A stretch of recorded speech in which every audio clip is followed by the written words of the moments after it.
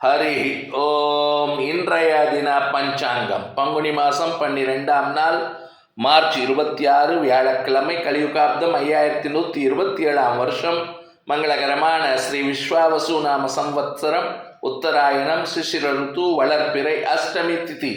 இன்று முற்பகல் 11:49 மணி வரை ததுபரி நவமி திதி. திருவாதிரை நட்சத்திரம் இன்று மாலை 4:19 மணி வரை. ததுபரி புனர்பூசம் நட்சத்திரம். சோபனம் நாம யோகம், கரணம் பவம் பாலவம், அமிர்தாதி யோகம் மரண அமிர்த யோகம், சந்திராஷ்டமம் அனுஷம் கேட்டை நட்சத்திரம். இன்று அசோகாஷ்டமி, ஸ்மார்த்த ஸ்ரீராம நவமி.